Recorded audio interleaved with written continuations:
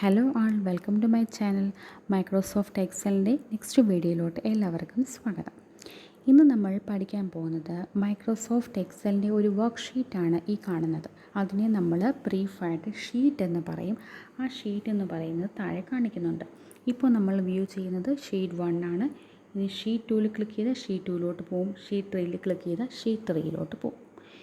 ഇനി നമ്മൾ ഇന്നിവിടെ പഠിക്കാൻ പോകുന്നത് ഒരു ന്യൂ ഷീറ്റ് എങ്ങനെ ക്രിയേറ്റ് ചെയ്യും, ഉള്ള ഷീറ്റിനെ എങ്ങനെ ഡിലീറ്റ് ചെയ്യാം, ഷീറ്റിനെ നമുക്ക് മൂവ് ചെയ്യാൻ പറ്റുമോ, റീപ്ലേസ് ചെയ്യാൻ പറ്റുമോ, അല്ലെങ്കിൽ ഒരു ന്യൂ നെയിം കൊടുക്കാൻ പറ്റുമോ, അങ്ങനെയുള്ള കാര്യങ്ങളൊക്കെയാണ് നമ്മളിവിടെ ഡിസ്കസ് ചെയ്യാൻ പോകുന്നത്.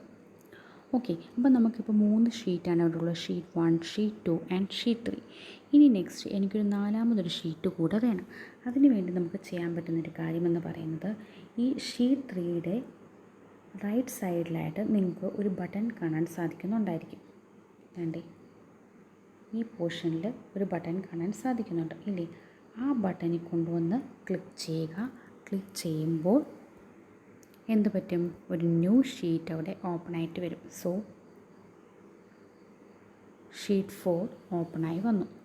സോ നമുക്ക് ഷീറ്റ് 1, 2, 3 അവിടെ ഡീഫോൾട്ടായിട്ട് കാണും. ഇനി നെക്സ്റ്റ് ഓരോ ഷീറ്റ് നമുക്ക് ക്രിയേറ്റ് ചെയ്ത് പോകണമെങ്കിലും ആ ഷീറ്റിനപ്പുറത്തുള്ള ഈ ഒരു പോർഷൻ നമ്മൾ ക്ലിക്ക് ചെയ്താൽ മതി. ന്യൂ ഷീറ്റ് അവിടെ ഓപ്പൺ ആയിട്ട് വരും. സോ ഷീറ്റ് 3ക്ക് ശേഷമുള്ള ഈ ഓപ്ഷൻ ക്ലിക്ക് ചെയ്തപ്പോൾ നമുക്ക് ഷീറ്റ് 4 ഓപ്പൺ ആയിട്ട് വന്നു.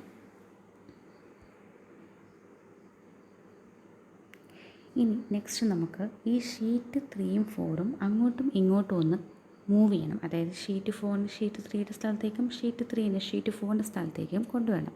അതിനുവേണ്ടി നമ്മൾ ചെയ്യുന്നത്, നമ്മുടെ ഷീറ്റ് 3ൻ്റെ അവിടെ കൊണ്ട് നമ്മുടെ കഴ്സർ പ്ലേസ് ചെയ്യുക. ദെൻ ഷിഫ്റ്റ് 4ൻ്റെ പൊസിഷനിലോട്ട് ജസ്റ്റ് ഒന്ന് ഡ്രാഗ് ചെയ്ത് കൊടുത്താൽ മതി.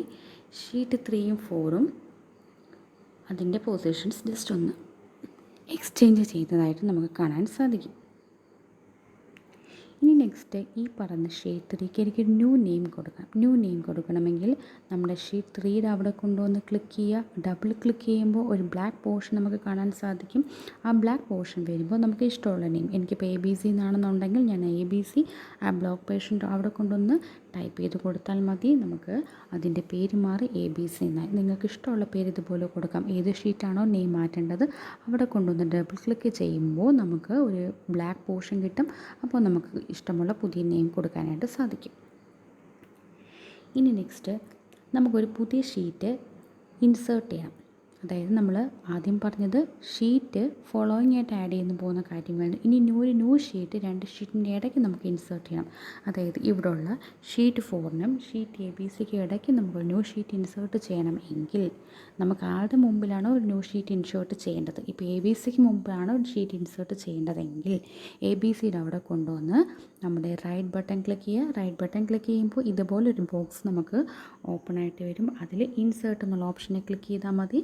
ഒരു ന്യൂ ഷീറ്റ് ഇങ്ങനൊരു ബോക്സ് ഓപ്പൺ ആയിട്ട് വരും. അതിൽ വർക്ക് ഷീറ്റ് സെലക്ട് ചെയ്ത് ഓക്കെ കൊടുത്തു കഴിഞ്ഞാൽ നമുക്ക് ABCയുടെ മുമ്പിലായിട്ട് ഒരു ഷീറ്റ് 5 ക്രിയേറ്റ് ചെയ്യാൻ പറ്റും. ഇനി നമുക്ക് ഈ ABCനെ ഡിലീറ്റ് ചെയ്യണമെങ്കിൽ ABCൻ്റെ അവിടെ കൊണ്ടുവന്ന് റൈറ്റ് ബട്ടൺ ക്ലിക്ക് ചെയ്യുക. ഡിലീറ്റ് എന്നുള്ള ഓപ്ഷൻ ക്രിയേറ്റ് ചെയ്താൽ മതി. ABC ഡിലീറ്റ് ചെയ്തതായിട്ട് കാണാൻ സാധിക്കും.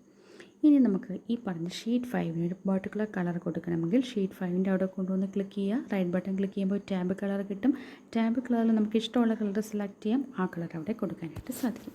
ഇപ്പോൾ നിങ്ങൾക്ക് ഷീറ്റിനെ പറ്റിയിട്ടുള്ള കാര്യങ്ങൾ, ഓപ്പറേഷൻസ് എല്ലാം മനസ്സിലായി കാണുമെന്ന് വിശ്വസിക്കുന്നു. Thank you.